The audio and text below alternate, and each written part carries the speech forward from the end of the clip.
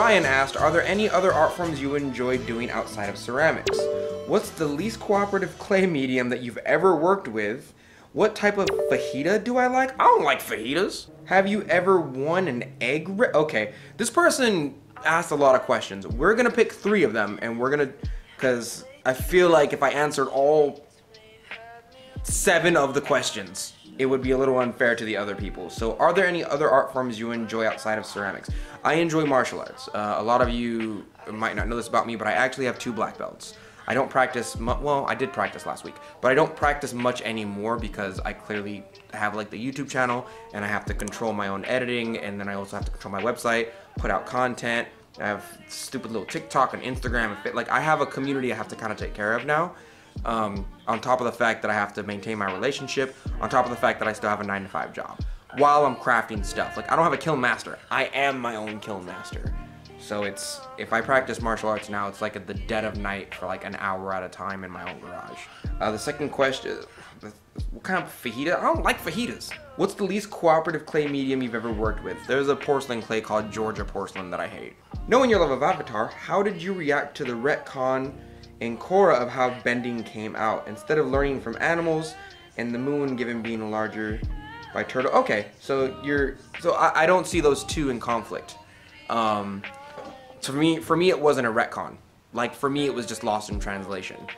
In my mind, right, at least, in the spirit world, Avatar 1, spoilers for something that's been out for years by now, but Avatar 1 learned or got given the ability to access the natural elements of the spiritual and physical world. Earth, fire, air, water. He didn't have to learn bending. Right? He was just given the power. You notice the turtles gave him the power, and then he was like, oh cool, I know fire now. He just blurted out fire. He didn't have to do any forms. He didn't have to learn anything. They literally gave him the ability to access what was already in the spirit realm or within him because he was part of that realm, right?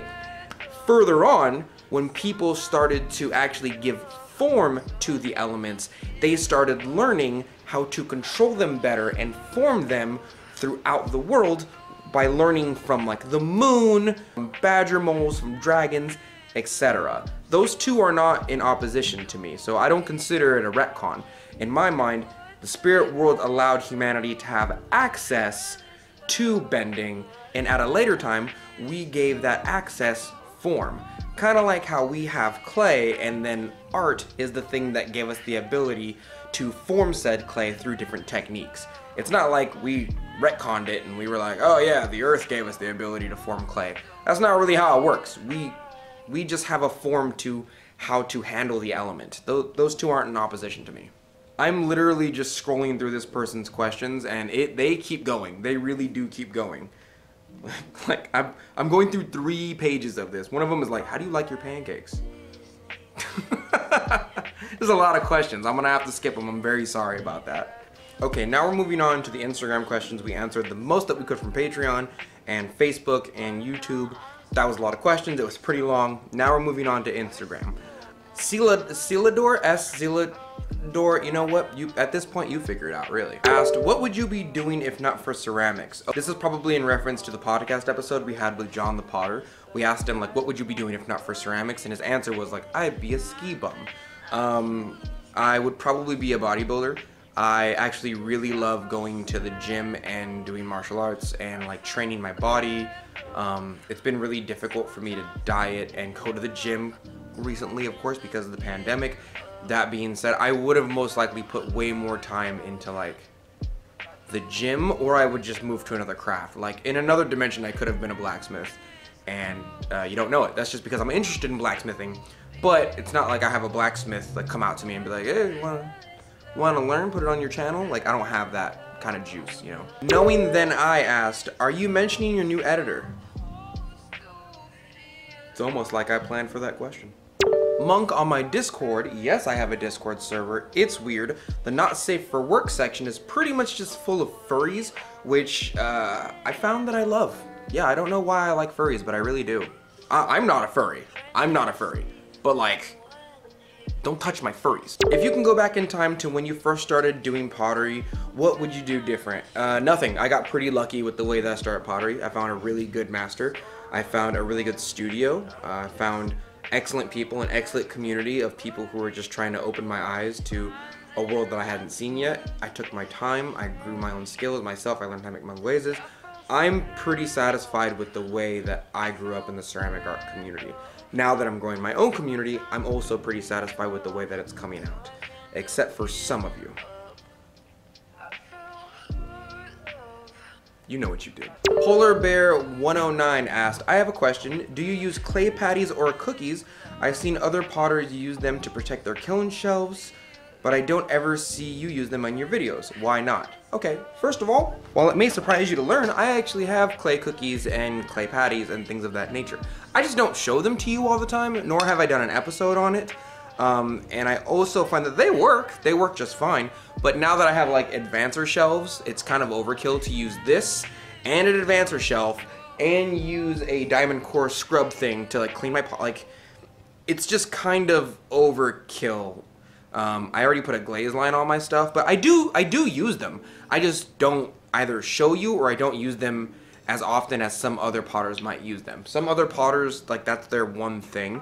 I have like 4 different avenues of ways that I control my glaze running if it drips a little bit too far, and like that's just one of 4. I'm pretty sure this person's name is Aaron, but I'm gonna pronounce it Aaron because it's way funnier. What made you decide to start making tutorials?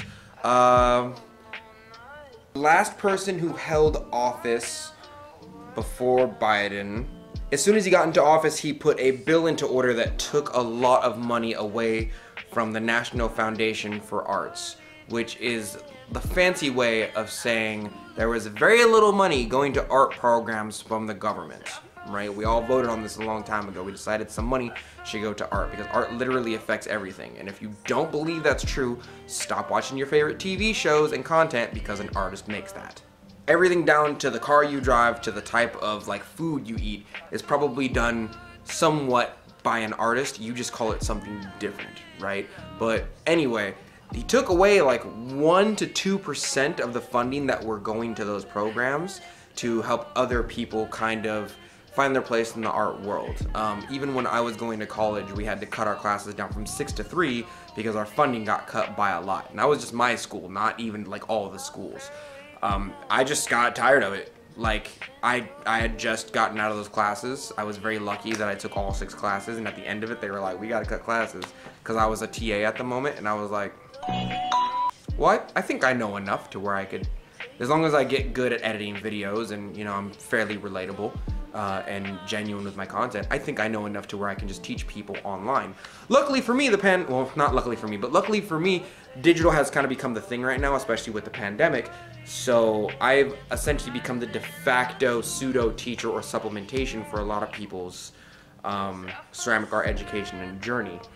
But that's essentially what made me start the channel, is that like he just put in a bill that he just took away money from art education, and subsequently like it had a ripple effect even down to my college level. And I was like, well, if my government's not gonna do it, I'm gonna do it. So in a weird way, you can thank him, but also it's kind of like somebody making fun of fat people for being fat, and then when they lose weight because of the stress or they didn't want to be teased anymore, then they're like, oh, see, I actually helped you lose weight. No, you were being an You were being an now you're trying to take credit for it. Sleepless Night on Instagram said, have you ever participated in an atmospheric firing? If so, what were your likes and dislikes? I think based on the context of your question, you're probably asking like something that's non-oxidation, because technically speaking, every kiln has an atmosphere. You know, like my atmosphere is oxidation. My kiln in my backyard is technically semi-reduction. Because a lot of the smoke ends up eating the oxygen in there, or a lot of the fire ends up eating the oxygen in there, which is a reduced oxygen atmosphere, which is what reduction is. When I was going to college, I actually did a reduction firing for about 4 years straight, and it was fine. It was great. I liked it. I've done raku before as well. I think the only thing I haven't done is like wood fire and salt firing, as far as the more popular firing techniques. in the world. But yeah, no, it was fine. I don't have any pieces to show you because they're kind of gone and sold off now. People bought them already, but that's what happens when you sell your stuff on your website. Like, people just buy them already. The atmosphere that I work at right now is an oxidation atmosphere. I used to work on reduction. I've done raku, and I have the pit fire kiln. And you guys have seen most of those things, so I wouldn't say I have any likes or dislikes about them. It's just more difficult to make food-safe stuff in a pit fire kiln or a raku kiln. It's damn near impossible, to be honest with you. There are ways, and I know about those ways. I'm just, like, they're just kind of not worth it, and they're really expensive. Oh, this one's actually not a question. It's a comment from one of my Facebook posts that I appreciated a lot, and I want to put it on the screen. It is from someone named Manuel Gardina. I'm sorry if I butchered your name. And he says, Dylon, Dylon, Dylon, Dylon. Spit hot fire. And me and that person are friends now. I'm ending relationship with you, and I'm friends with this person now. Sorry we had to break up like this. Trillium Pottery says, hey, congratulations on the 50K. Do you ever wonder what future archaeologists are gonna think of our present day ceramics? We learn so much about our own history from studying ancient pottery. Sometimes I wonder what the current pottery would teach us in the future. Yeah, I think we're gonna probably come up with a more viable and less carbon footprint based way to fire our ceramic artwork. Even now, I really want to put solar panels in, kind of like John, to fire my ceramic artwork because I worry about using energy. For example, we went through a blackout in Sacramento for like 3 days. We didn't have energy for a while. And my power went on like the second day, and like Texas had no power for a while. And in the midst of that, I was like, I should not fire my kiln right now. I would feel like a butthole if I'm just literally burning off energy while other people don't have it. But that's kind of like feeling bad for eating when other people are starving in the world, and I do still feel bad, but you know what I mean? Like, it's not like I can take my energy and walk over to Texas. All I can do is support them from afar with money, which I did do, but you probably don't know about that because I'm not trying to like myself on social media too much. I already do that. Vedely asks, what keeps you inspired and motivated to keep creating? It's a feeling inside of me. It's not like I wake up and I go, I must keep creating for the shorts. I keep creating because it's just something that I feel like I have to do. Yeah, it's more of a feeling than anything else. I'm not saying if you don't have that feeling, like, stop creating. I'm just saying, like, in general, for me, it's more of an internal feeling. Christy Andrew, I'm butchering names and I really apologize for it. Why are you so generous with your journey and practices? I'm a new potter and I can distinctly hear your voice in my head while I throw, pulling every pot. You virtually and literally taught me everything I know.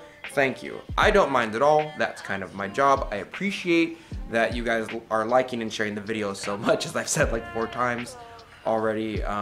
I really do appreciate the fact that you guys are learning from it. It lets me know that I'm doing my job. Like, the mission that I set out to do on YouTube is being fulfilled. And I'm very appreciative of all the comments and the clicky things. So thank you very much. The reason why I'm so generous with my pottery journey is because when I started to get into ceramic artwork, there was a lot of people who would not gatekeep emotionally or like audibly. They would gatekeep like physically. Like, I'd be like, hey, can I have a can you show me how to make glazes? And there was like always a group of like old man and lady potters who were like, nope, gotta do how we did it the hard way. F you, kid. And I promised myself if I ever get up to a stage where people are kind of paying attention to me, that I wouldn't do that to people. I would actively try to help people out. Of course, there's some exceptions, but like, I generally want to help people out with their ceramic art journey.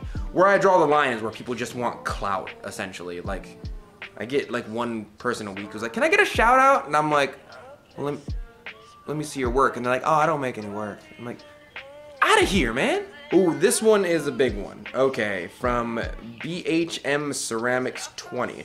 Congratulations on hitting 50K. Thank you very much. I appreciate it. I know I've watched your channel for a while and it's been really helpful, even though I know all the basics and some of the intermediate techniques. It's been good to see a second lesson from another potter because everyone has their own perspective. My question to you would be, now that you're going from a small batch potter on YouTube channel into being a standout in social media community, with regards to the ceramic art and pottery community, you've gained sponsorships, get invited to give demonstrations, and interview other possibly more established potters, social media assistants. How do you handle all the pressure of growing? The people who know of you, your work, and follow you to the greater rewards, but also the pressure of maintaining visibility on social media and I'm gonna scroll here because it's a long question. Small batch potter on YouTube into being a standout social media. Where do you personally draw the line from deciding when it becomes more about your social media presence and running the other side of things, or rather than actually making pottery? Do you feel that pressure? Yeah, with that long sentence I do. Christ, feel pressure just reading it. In all honesty, I'll probably have to look for a social media manager pretty soon, but that's only because I think that I am getting to that point where I'm gonna have to start making more for my website and selling stuff and making blogs and being part of the Glazy community, more so than just like being in front of a camera all the time. Even at this point, Bryn is now my new editor, so I have someone to help me with that load. So once a week now I can be like, cool, I can just chill and watch anime and make stuff. Tight. But sooner or later, I'm gonna have to come up with a social media strategy. Unfortunately, towards your other question, I have to be within social media presence to stay relevant because people have made that the game. I'm a player in the game. I don't want to play the game this way. I'm an old head. I would love to go to art shows and have arts and crafts tables and have people just like, you know, but social media has changed the game to let everyone know what's going on all the time, all day, every day. So if I don't post at least 2 or 3 times a week and let people know what's going on, I no longer stay relevant, and regardless of how much I want to help you, I can't do that if no one knows about me in order to watch my videos to help you. You know, it's a never-ending cycle of like, I want to help you, but I need attention so that more people see my videos so that I can help more people, but I need the clicks so that I can get more attention and the algorithm will like it's a never-ending cycle of that. So it's not so much that I feel the pressure, it's that I've been feeling the pressure, and now I just need more help to be more efficient at what I've already been doing because I'm getting more people on a daily basis. That's essentially it. Anytime I look at my YouTube algorithms, it's like 2,000 people have subscribed to you, and 100 of them hit the bell next to subscribe to make sure they don't miss notifications this month. And I'm like, oh cool, as long as they don't know where I live, we good. Ray Brown Art said, small batch potters versus approaching that line of production pot. I don't know how to answer that. When do you do more to build your brand and restock regularly versus upgrading the business versus the danger of burning out and starting to see clay as more of a job with all the poopy parts? What is your least favorite part of pottery to you? How do you counteract that? My least favorite part of pottery is, well, let me go backwards from that. I've started to go a little bit more into production pottery. I'm not slip casting or anything like that. It's just my brain goes, my subscribers and my patrons and whatnot really want like 10 of these cups in different colors. I usually just make whatever I want and you guys buy whatever I want, but it's getting to the point now where people are like, oh man, I really like that mug. I kind of wanted another one. So now I'm sitting down and going, cool, I'm gonna make 10 of these mugs and 10 of these mugs. And I'm gonna glaze them similarly so that people can get more of the same stuff that they want instead of having every piece be individual. Granted, I'm still hand making all of them. I'm not slip casting anything. Like, they're not exactly the same, but they are still handcrafted things, or at least slip cast is handcrafted. I'm just literally crafting them more so by hand than would be slip cast work, which is just more uniform and generally more production than what you would consider to be handcrafted work. Yeah, it's not like I'm going into Walmart and going like, ooh, what beautiful handcrafted work, ooh, yes. It's like, no, somebody slip cast that stuff and put it in a machine. Like, hands didn't touch the process all the way through. I will also say that my least favorite part of ceramic artwork is probably attaching clay. Yeah, like I hate handles, but mugs sell the most. So I have to make mugs the most. If you guys started buying more bowls from me, I'd make more bowls, but you don't. You guys like mugs, so I can't make more mugs. How do I circumvent that? I don't. Mugs are the t-shirts of clay. They literally sell the most. And as long as you keep on buying specifically mugs from potters, supply and demand will dictate that you have to keep on producing mugs. I mean, and it's not like it's your fault or anything, or anyone who buys mugs, because we appreciate everything you buy from us. But as long as you keep on buying mugs, you're essentially telling us that you like mugs, so I should keep making more mugs. That's that, but pretty much, you know. Sin on my Discord asked, what is your hope for our Discord community at the start, and what has been the greatest success in creating the Discord community? My hope for the Discord community in the short run was to make a place where you guys can kind of get along with each other and have a playground without me. Like, I don't need to be there. I am there. I check in on it a lot, actually. But the goal for that was for you to build your own community and for you to talk to each other. And that kind of has been what it has become. As far as what my greatest success is, as far as creating the Discord community, I don't see it as an end goal to anything. For me, it was really just for you. I mean, think about it. Like, I already have my own Instagram, my own Facebook, my own Twitter, my own TikTok, my own YouTube channel. I'm sure there's another social media that I'm missing. I have my own website, I have my own blog, I have my own Glazy account. I have tons of places where you can experience me if you're looking just for that. I don't need another place where I need to be around other people. It's just, I don't need it. It's not even that I don't want it. It's just like, out of all the places that you can find me, you can have one for yourself. That's for you, and as long as you're not mean to people and you don't touch my furries, we're good. Alpha B on my Discord asks, can you facilitate a pottery throwdown style competition or really just a hang and chill for amateur potters once COVID is a memory? I'm not really sure what context you're asking that in, Alpha B, because I've sort of already done that, I guess. In the context of physicality, I can't really do that because number one, you can't know where I live. And number two, even if I were to do it at another studio, you know, the pandemic's happening right now, so that's kind of not a possibility. Even if it is, I wouldn't say in its tail end, but even if you see an end in sight, I still kind of can't do that right now. And furthermore, even if I were to try and still get that together, I would still have to have an enormous amount of money, build some type of infrastructure or building so we can all get together. And even if I did that, we would still have to worry about the pandemic. And there'd be regulations around it that I'm not willing to deal with without going into massive detail about paperwork. This is not gonna happen. If you're talking about just on a visual platform like YouTube or a video platform, I've kind of already done that. I make a playlist specifically for people that just kind of want company while they throw, if that makes sense. It's my chill pottery background playlist. It's just a playlist of me throwing in the background with some like soft music. No talking, no ads. I don't make no money off it. It's like, it's just for you. I made it specifically for you. My editor makes them now, but in the past and in general, I have made them specifically for you so that you can kind of chill with me as I throw my artwork. It's nothing to learn from it. It's nothing special. There are some techniques in there that I haven't gone over yet, but yeah, that's, you know, so I'm not really sure in what context, because physically would be an enormous task. But visually, or at least video-wise, I've kind of already done that, so that's just for you. There is a possibility you just don't know about that playlist yet, and this is your first time hearing about it, in which case, there you go.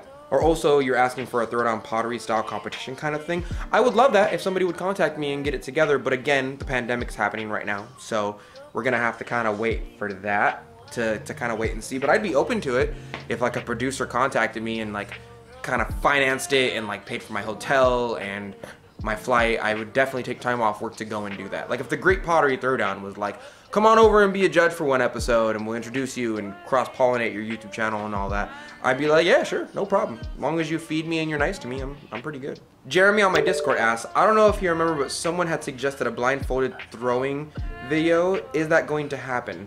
I did a live cast the other night where I kind of answered this question because I think somebody asked this same question. I don't think it would be as good as you think it is. I did that video a long time ago when I got to like 1,000 subscribers because I was really excited about 1,000 subscribers, as I kind of still am, to be honest with you.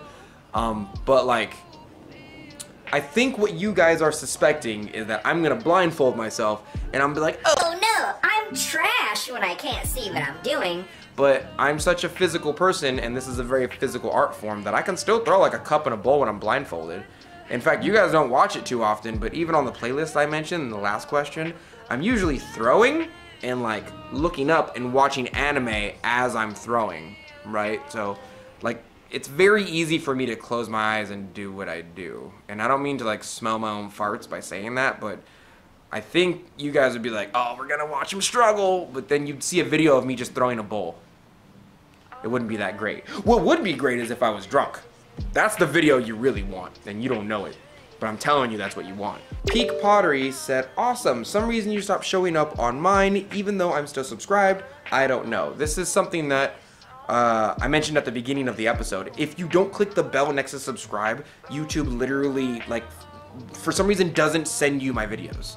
It's weird. And I used to think it was a lie from other YouTubers who were like, remember to click that bell, YouTube's really bad at it. Because I used to think they were just trying to get me to watch more of their videos. But now that I'm a YouTuber at like an okay level of YouTube, it's become very, like YouTube is not good at sending videos to your inbox or notifying you unless you click the bell next to subscribe after you're already subscribed, and then you just turn the notifications on, which is basically what you do when you click the bell anyway.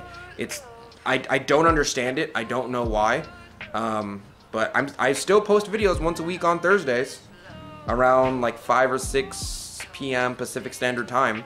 But unless you remember that and you're actively going to my channel at that time every day to look for when I release the video, it's easier to just click the bell because then it sends it directly to you. I'm happy you brought this up because the other way it kind of seemed like I was trying to get you to click the bell, but now it's like, yep, there's more confirmation that it's just not doing it. Love Handle Clay asked, what do you think needs to change, or could we change in the ceramics and social media as a business platform world to make it better? I would like to have a discussion in between the type of, I suppose the word would be actual gatekeeping in between what people see as craft and what people see as art, or little case A art and big case A art, right? For some reason there's like these caviar eating snobs who love to eat wine after they've already gotten their pension or something like that, like sit around like, yes, this piece is magnificent, don't you see? You don't understand, you're not as artistically educated as I am. With their bottom jaw being way bigger. There is an upper echelon to the art world that doesn't consider craft or pottery specifically real artwork unless it's like painting or sculpting. They just don't. And it's weird, and I think sooner or later we're gonna have to have a discussion about the way that there's social perception about the art world and being a starving artist versus the upper echelons of people in the art world who seem to kind of literally keep and hoard certain artworks and then inflate artwork prices based on the name attached to them, not even the viability or the skill that it took to make said artwork. It's insane to me. It's on the same level of why artwork goes up after the crafter or the artist of the artwork has died, because they're like, oh, ain't gotta pay him no more, let's get this bread. That's a conversation that definitely needs to be had. As far as social media goes, like, I don't think what I want to change is ever gonna change. I've noticed that on like TikTok and Instagram, at a base, sex will always sell. Sex and convenience are the two things that always sell, okay? And at a base, it's just like sex will always attach itself to a thing or a culture or a community in order to make itself more popular. So there will be potters who will like throw with their shirts off, or like they'll get big boobs and make the cleavage and it'll be like, oh no, the camera happens to be right here while I throw. And people will like it and the algorithm will of course push it forward. We either need to like realize that they're just trying to sell us sex with our hobby included in it, which has nothing to do with the hobby itself, or we need to somehow be like, no, stop unwantingly sexualizing the thing that we don't want to be sexualized. Some people might want it sexualized, that's your business, but like the algorithm seems to, like for example, I downloaded TikTok. I opened it thinking that I would get like some pottery, or because my name is Earth Nation Ceramics on TikTok, right? I don't post very often, but when I thought the algorithm would be like, oh, you're clearly a ceramic channel, let me give you some crafter stuff. Nope, the first thing was like just somebody with barely any clothes on dancing in front of me doing, you know, like, and it's super weird to me because even when I look at the top post, it's just sexualized content. Hi baby. Hi, I'm making the video, you want to say hi?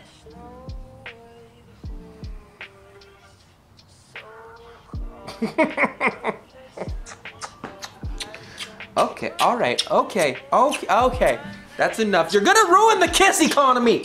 You're gonna oversaturate the market. Watch out for that pot. I brought it in because they asked a question about it and I was answering it.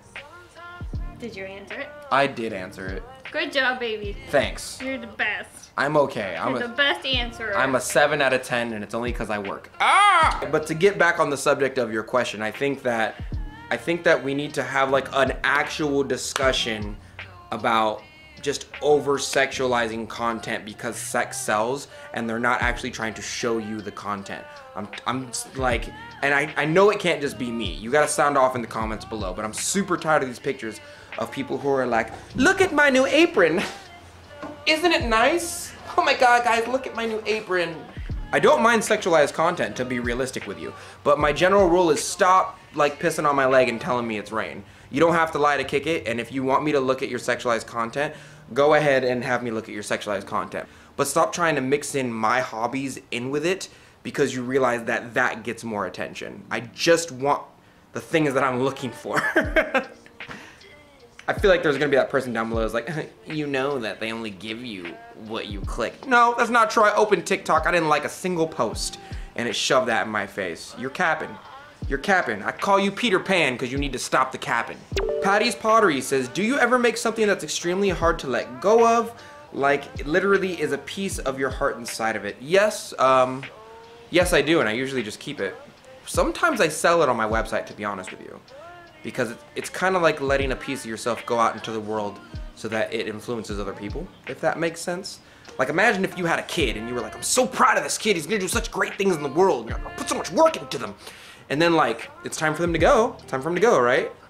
It'd be sad to see them go, but think about the change they're gonna make in the other person's life. I might be putting 5 on it, I know, I'm just, you know, sometimes I love something so much that I want other people to experience it, and my artwork is part of that. Cindy Swain 904 asked, I'm loving your crystal glaze, can you discuss more about them? Layman's terms, please. I'm waiting to start my own mix, and I don't know where to start. So I'm gonna lay this down here. There is a website called glazy.org, ran by a dude named Derek. He's super cool, right? I have made a profile on there. This website gives you a lot of information, including notes. I wanted to be part of that community, so I started supporting him on Patreon, and I also have started putting a lot of my glaze recipes up there, including my crystal glaze recipe, which I majoritively designed myself. It's just a lot of zinc, to be honest with you. That's what most crystal glaze recipes are. But I put it up there. If you want recipes, especially crystal glaze recipes, it is up there. You should go see it, read the notes, watch the kiln schedule. There's tons of pictures up there. The only thing is that if you decide to test glazes on Glazy and you test them, you have to take pictures and you have to post them to the place in which you got the recipe. By taking information, you also have to add information back. That is the point of Glazy. It's a give and a take, right? Don't just take glaze recipes and F off into the ethosphere and be like, oh, good thing, you know, like give and take, you know what I mean? Be part of the community. Don't just like dodge off with the product. But my profile name is the same as it is here. It's Earth Nation Ceramics on Glazy. Just look it up. I have a couple glaze recipes up there already. I heavily suggest you go nab that glaze recipe. And make sure you call it its original name forever, because the things that I name my stuff are hilarious to me. I made a pink glaze called Majin Buu's Pink, and I think it's amazing.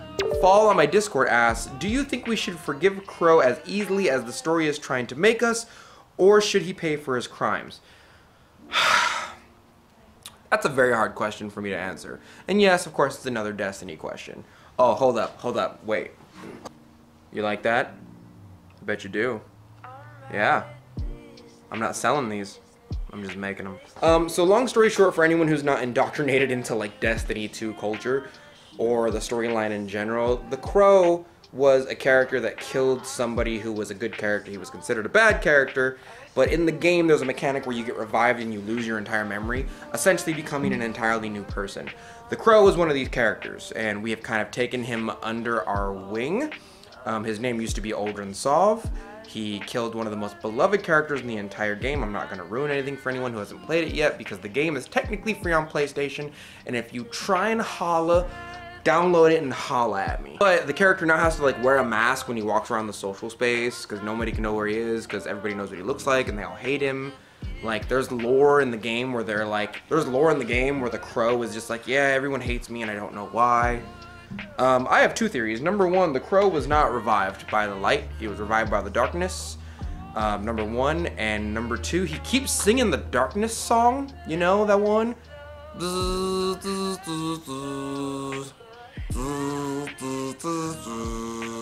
That's the hymn of the darkness. And it, it makes me the worried. It gives me the big panic, not gonna lie. I'm just saying, if you were playing a video game and the enemy made a very specific sound in which you realized as the enemy's sound, and all of a sudden you found a new friend, gave him a high five, invited him into your house for a couple years, and then all of a sudden he started making that sound, you'd be real worried, wouldn't you? I'm on the line with Crow, because I'm underneath the philosophy that darkness and light are different, but the difference doesn't matter, as the 9 has taught me. And because of that, like, I don't think he is necessarily a bad person. And in all reality, we have not heard what the darkness not only has to offer, but the side of the darkness. And every single day, I question the light a little bit more. I have red-pilled myself in the Destiny community. I don't know if I trust the thing in the sky we call God, especially if there's literally another God coming to destroy it. I don't know their beef. Especially because I'm a Sunbreaker Titan, and like, we don't really follow an order. We just like have the Sunbreaker order and that's it. But we don't follow Zavala. Elizabeth Bew asked, what is your long-term goal with the channel? At the moment, it's to hit 10K, and sooner or later, maybe if I become popular enough, which it's already become way more than I thought it was. But now that I realize that people like the channel enough and they listen to what I say and my information is valuable and you guys are doing all the stuff, trying to make like a Shokugeki anime, but pottery style.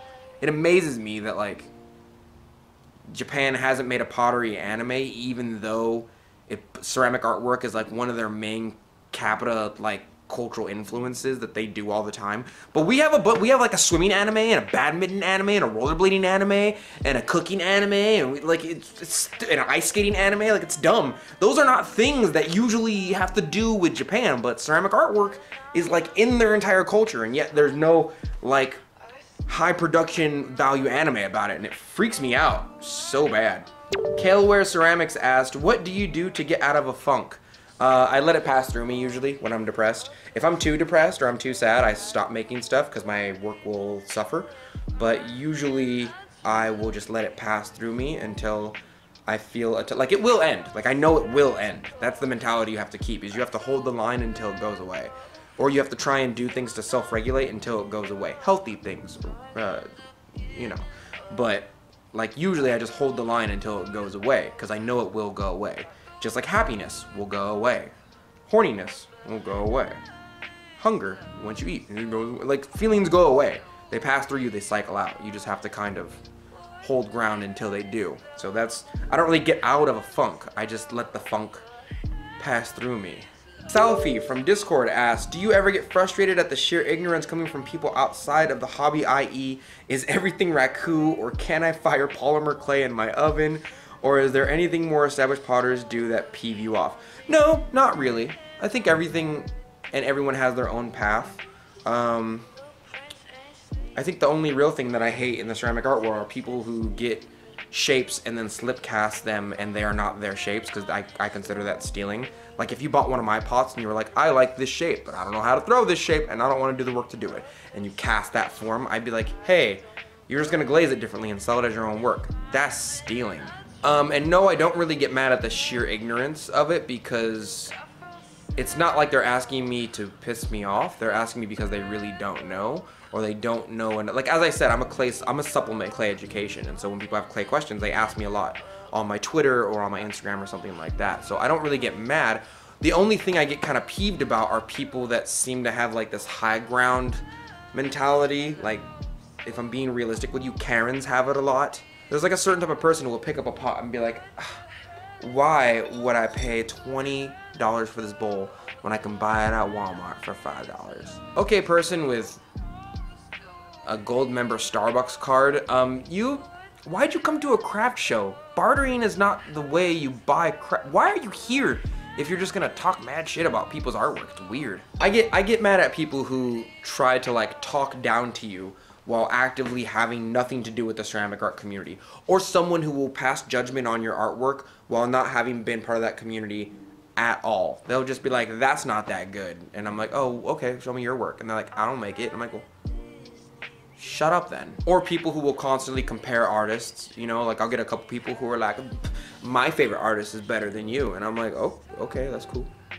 I don't view it as a competition, to be honest with you. I'm also not competitive, and if you're trying to hurt me, you're doing a pretty bad job. Like, you right into my DMs trying to compare me to your dad. My dad can beat up your dad in a pottery. Shut up. I don't give a about your dad. In fact, your dad sounds like he has sex with the lights off so he doesn't have to look at his mistakes.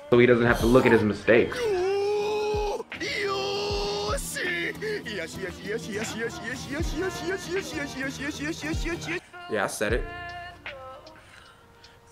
I'm over here living my own life. I'm doing great. Me and my community. This is not a competition to me. I'm here to embolden my community and help support my community and the arts in general. Usually after a statement like that, I would say sorry, but I'm not. I'm really not sorry about that. Yeah, long story short, like a girl broke my heart and I just decided to pick up pottery as a thing. And it was kind of like my healing process for a bit. That being said, I could have picked anything and that could have been my healing process. Not like pottery has a magical, mystical, like, attribute to it. It was just like I could have picked up guitar or blacksmithing, or I could have gone back into the gym. Like, I could have picked up anything. This was just the thing I decided to go back into. Heliosin Morning asks, do you have a favorite class or subclass you like to play in Dungeons and Dragons? And on the pottery side, what specific culture do you resonate with in terms of style? The person that I was trained by was Yoshio Taylor, and I'm a weeaboo, so I clearly have an affinity for more Eastern or Asian ceramic artwork. I'm not really into like Grecian amphora vases or like Arabic artwork, even though I have a great respect for both of them. Middle Eastern work or like African work. I do not have an affinity for like Spanish or rather like a type of like Mexican pottery, if that makes sense. Like in America, it's kind of bastardized and I don't like that. It's kind of lost its roots. Like now it's like yellow and red and blue flowers on a brown pot from Mexico. It's like, I don't know, I just don't have an affinity for those types of clays. I like more so the form and the simplicity and the philosophy of wabi-sabi over time. So that's kind of the style that I have an affinity for.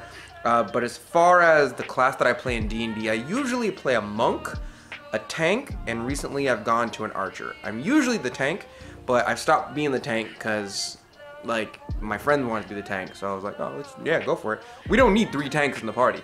So I started being the monk for damage, and then I started being the archer because I just spec'd into AC every single time I was a monk, which just like, oh cool, now you're the tank that does damage type. So I started to kind of move towards a long-range character. Shane Lovegood asked, what do you think more established potters can do to best pass guidance and inspiration to smaller potters while also being realistic and honest? I don't know. That's honestly kind of a conversation they have to have with themselves. For me personally, I don't really cater to the algorithm too much, or at least I try not to.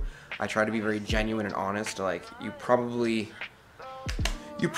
won't see me on TikTok with like half my ass out for views. It's just not something I do. But like, the more established I get, unless I have a good reason, I'm probably not going to change my methods. Because so far, my methods have been working. But for other people, that's a conversation they have to have with themselves. That's, you know, not naming anybody specific, it's just like, I'm not gonna tell other people to do with their artwork. That's not my business. Ceramic Art by Audrey says, red pill or blue pill? You gotta be kind of careful with this one, because I know people seem to think there's a red pill and a blue pill, but in fact there's many different brands of red pills and there's many different brands of blue pills. The thing that I find is that people who say they have red pilled themselves or taken the red pill seem to think that their red pill is the only one that matters. QAnon community that constantly believes in massive conspiracy theories with very little evidence, but just a lot of correlating evidence. You know what I mean? They're the same people that look at the pentagram and they're like, you could draw a satanic symbol, oh! And then someone else is like, well, you can also draw a ducky, so. That community seems to think they're like super red pilled, like we know the truth. And being part of a community that claims to know the truth is super empowering, especially when you feel powerless. Like, and I get that. But you have to be really careful of what you call a red pill and what you call a blue pill. Because everybody thinks their red pill is the red pill, and it's really not. In all reality, there are many different red pills and many different blue pills. I think the key is that you can't judge people who choose the blue pill. And if you choose the red pill, you have to be able to be okay with the information that you find, and you have to validate it. It can't be correlation. It can't be like, oh, I noticed these two things match up, they must be together. No, you need to effing prove it, like realistically. to that extent, there are things that are really red pill that I think a lot of people should know. And I choose the red pill on some things. For example, like, a lot of American bread has sugar in it. It didn't need it, it just does. Don't know why. Wonder bread ain't real bread. Actual sugar in America is not the color white, it's processed white. Raw sugar is like this weird brownish color. Most people don't know that though, because we've been blue pilled into believing that sugar is this color. This is in fact processed sugar. Like actual real raw sugar, like natural sugar is, well, no such thing as natural sugar, but like a lot of the things that we eat and drink are like, you just don't think about it. You know what I mean? But if you red pilled yourself in that aspect, you'd be like, oh, half the stuff we eat is really fake and unnecessarily processed. Probably not healthy for us as well. I think those are the kind of red pills that I enjoy. But usually whenever I get somebody in my DMs who's like, do you want a red pill? I'm like, yeah, sure. They're like, the Kennedy assassination was a fake. Haven't you ever heard of the magic bullet boy? And I'm over here like, oh, yeah, okay. I wonder who you voted for recently. Oh, not like I can tell right away. Pot or die Joey? I feel like I'm saying that wrong. Your classes offer great introduction and further development of skills for people working on wheel-thrown ceramics. Working on the wheel. What skills would you say are transferable for persons making the transition from wheel-thrown to slab building? I would say the stage in which teaches you how to attach clay from a handle to a form. So whenever you're making a mug, so the progression of the ceramic art in which I usually teach is like, you're gonna learn how to wedge, you're gonna learn how to center, you're gonna learn how to pull the well, you're gonna learn how to pull the wall. Once you learn how to pull the wall, you're gonna make a cylinder. From a cylinder, you're gonna learn how to pop it out and make a bowl. From a bowl, you're gonna learn how to make a mug. A mug is really, well, after you learn to trim, a mug is really just a cylinder with a handle on it. That stage is really important and you're gonna use for the rest of your ceramic art life.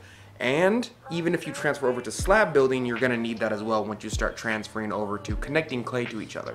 For example, when you get to learn to pull a handle, you're essentially kind of pseudo sculpting, right? You learned how to form it. It teaches you a couple things. Number one, it teaches you to form something with your hand without the wheel.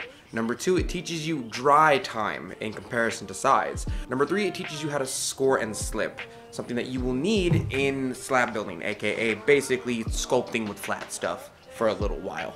You're still gonna need all three of those skills and knowledge bases to transfer over in order to connect clay to each other. It's not like you stop scoring and slipping once you get into sculpture. You still have to do that. The only difference is once you start slab building, you're usually just using other forms to make your forms. Like if you wanted to make a bowl and you were a slab builder, you would go get another bowl and like put the slab over the bowl, and then it would harden over time, and then you would start to sculpt around it. But you still have the shape of a bowl. The main difference is you didn't need a wheel to do that.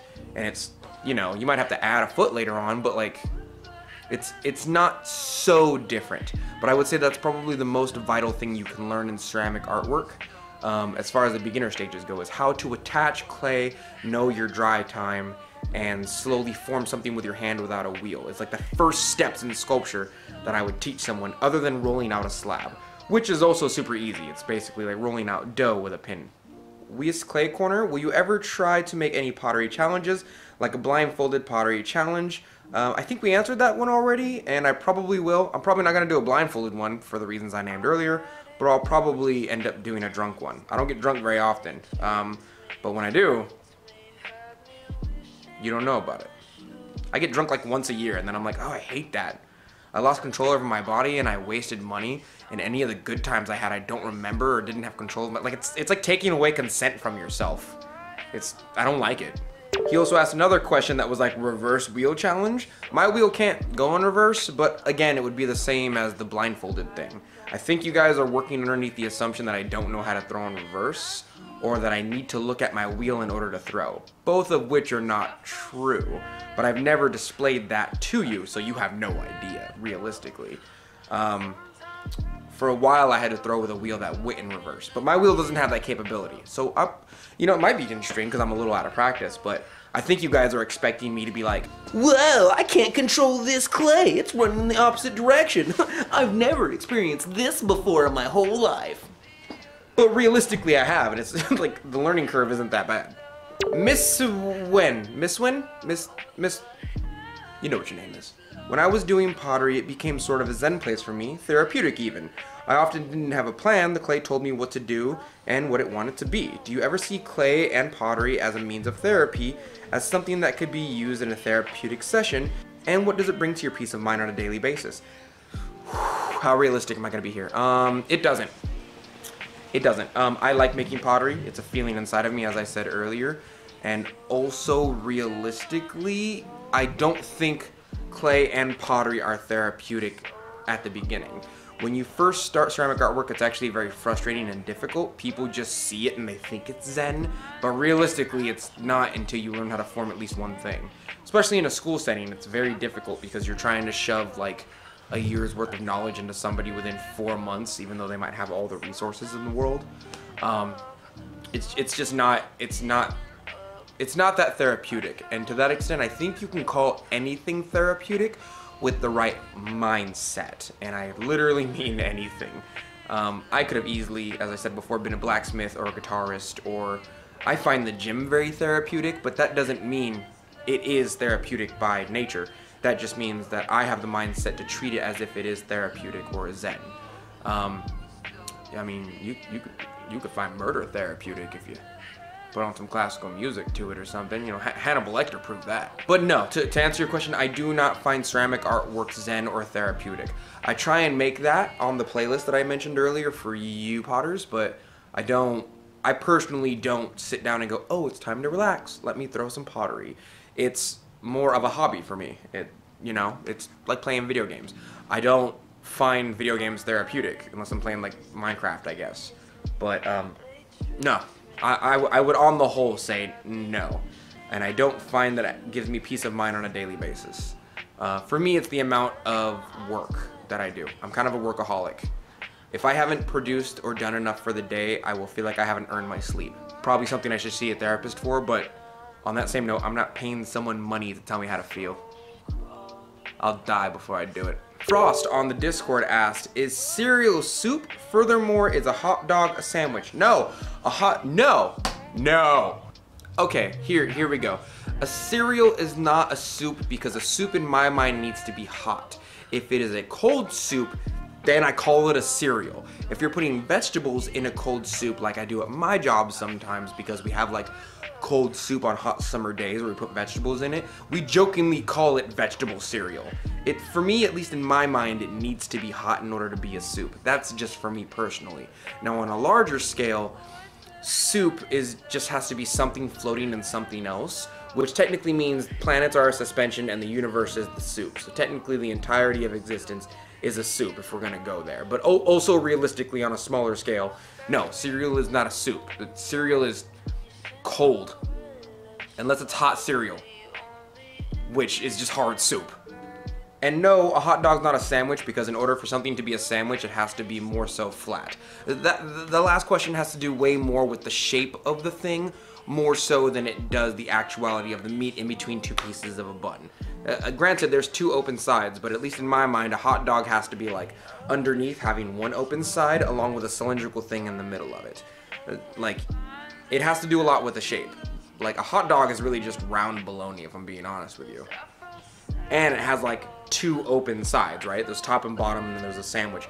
The other sides are all open, right? But with a hot dog, you just have one open side, okay? It's more like of a condiment tortilla, if I'm being honest with you.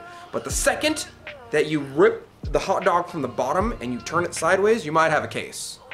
If you like smush the wiener in between the two buns really hard. This is getting sexual. I'm gonna move on to the next question. Fall on the Discord asks, do you reenact the scene from Ghost? No. I don't reenact the scene from Ghost ever. I'm gonna say this here and now. That's called ghosting, and it is a high offense in the pottery, in the ceramic art world. I don't know if that's actually true for other ceramic artists, but I've also learned that if I set a standard on the YouTube channel, other people just kind of like believe it, so I'm just gonna set a precedent here and now. It's offensive. It's offensive to pottery culture. No ghosting. No ghosting. And I think we're done. That was a very long episode. I want to thank you guys for joining me today. I really appreciate it. I have a massive headache now, I'm not gonna lie to you. I'm also doing a giveaway, and if you made it to the end of this video, you deserve to know about the giveaway, which is part of the reason I didn't include that information at the beginning of the video. So if you want to be entered in the giveaway, make sure you are subscribed while hitting the bell, and also leave a comment down below. If you haven't, then you're not entered, but you should know by the end of the month, and I'll probably send out all the pottery along with yours if you won at the end of the Patreon cycle. Every month I give my patrons, every month I tend to give my patrons like pottery that I've made.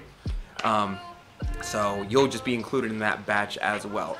Thank you very much for 50K. Thank you very much for subscribing and sharing and liking the videos and all that. I hope you have an amazing day. I hope I answered some of your questions. A lot more of these were less technical than I thought they would be. You potters usually ask me like really in-depth pottery questions that I have to like explain food safety and glazes and whatnot. But this time you guys were more curious about me, and I appreciate that very much. My throat is starting to hurt from talking too much. I also recorded a podcast episode with Lindsay M. Dillon today. So I will see you Dirty Potters later. Hopefully you do great on your next art project. I love your Dirty Potter faces, and I will see you guys next week. Thank you for your patronage.